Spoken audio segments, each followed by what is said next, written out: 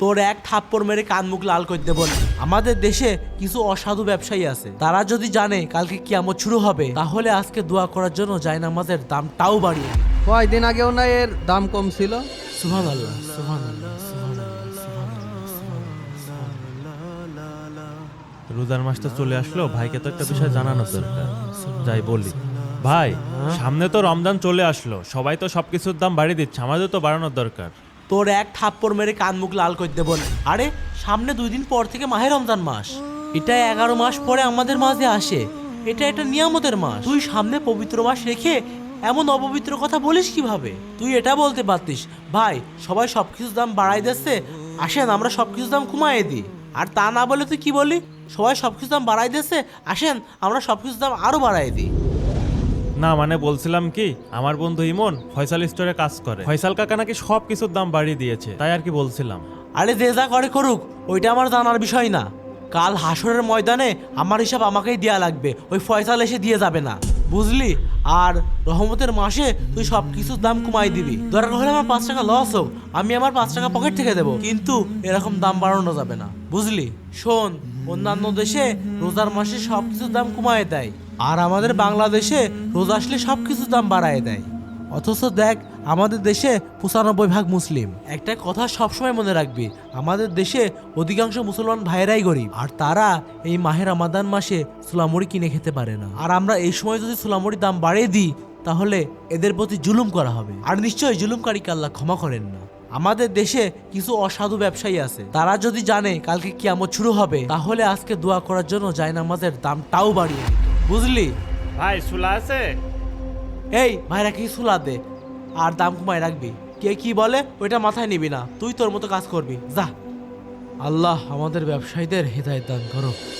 বাজারে আসলাম, প্রত্যেক রমজানেই তো বাজারে আগুন ধরে যায়, এখন এই রমজানে যে কি হবে না আল্লাহ জানে।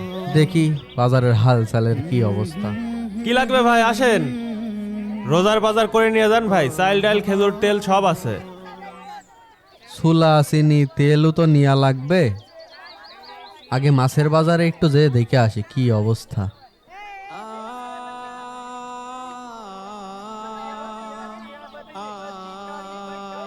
চাচা, এই পাঙাশ মাছের দাম কত?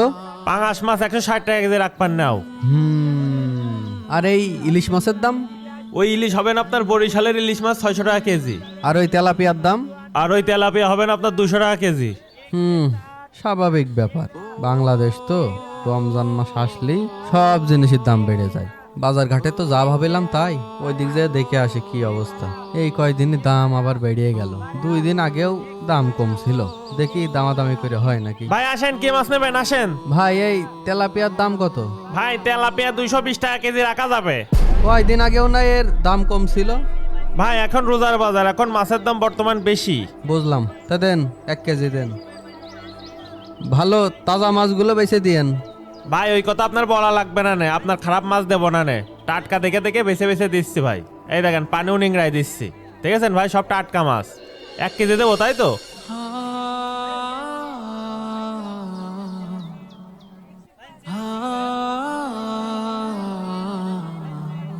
দেন ভাই, এই ব্যাগের ভিতরে দিয়ে দেন। ভাই তাহলে কত দেব? আপনি 200ই দেন, একটু কম টম দেবেন না? উপায় নেই। মাছটা তো কিনা হইলো, রোজার বাজারটা যে কইরে আসি। কাল ক্ষেত্রে রমজান মাস শুরু হবে, স্যারটা পাঠাইছি এখনো আসলো না, কত মাল গোছানো বাকি আছে, কি যে করবো এক একার পারছি দেখিস। আল্লাহ ধৈর্য ধারণ করা তৌফিক দান করো।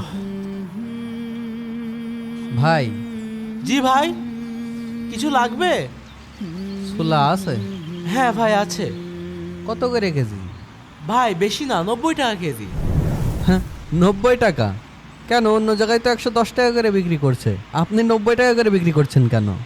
ভাই 90 টাকা করে ছোলা বিক্রি করছি কেন তাহলে শোনেন, আসলে আমরা প্রতি বছর তো ব্যবসা করেই থাকি, এই একটা মাস না হয় নাই করলাম, আর আমরা 11 মাস পরে এই একটাই মাস পাই, সেটা হলো পবিত্র মাহে রমাদান। আর এই রমাদান মাসে অনেক নিম্নবিত্ত ভাইরা আছেন যারা ছোলা বুট ইত্যাদি নিত্য প্রয়োজনীয় জিনিস কিনে খেতে পারেন না, তাই তাদের কথা বিবেচনা করে আমি আমার জায়গা থেকে দাম কমিয়ে দিয়েছি, যাতে তারা সাধ্যের মধ্যে জিনিসগুলো কিনে খেতে পারে, এতে আমারও সওয়াব হবে আর তাদের উপকার হবে।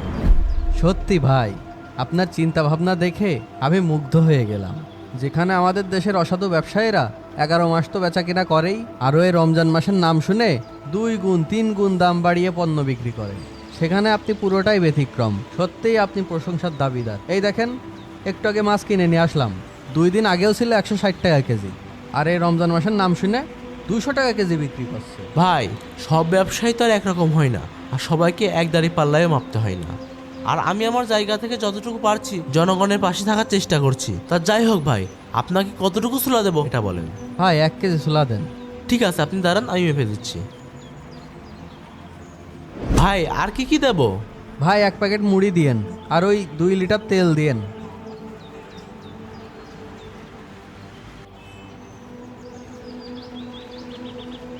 এই যে ভাই নেন, এই যে আপনার মুড়ি, এই যে আপনার তেল। ভাই কয় টাকা হয়েছে? ভাই 185 টাকা হয়েছে। এই যে ভাই। ভাই তাহলে আসি। জি ভাই, আবার আসবেন। যাক, আলহামদুলিল্লাহ। আমাদের দেশের ব্যবসায়ীরা যদি এই ভাইয়ের মতো চিন্তা ভাবনা করত, তাহলে হয়তো আমাদের সমাজ বদলে যেত। এখন মাহে রমাদান মাস, আর এই মাসে আমরা ব্যবসায়ী ভাইরা যে যার জায়গা থেকে একটু লাভ কম করার চেষ্টা করি, কারণ আমাদের অনেক নিম্নবিত্ত ভাইরা আছেন যারা ইফতারিতে ছোলা মুড়ি কিনে খেতে পারেন। তাদের জন্য একটু স্যাক্রিফাইস করি, কারণ আপনার আমার একটু সার হতে পারে তাদের মুখের হাসির কারণ। আর এই ভিডিওটি ভালো লাগলে অবশ্যই কমেন্ট করে জানাবেন, আর ভিডিওটি শেয়ার করতে ভুলবেন না।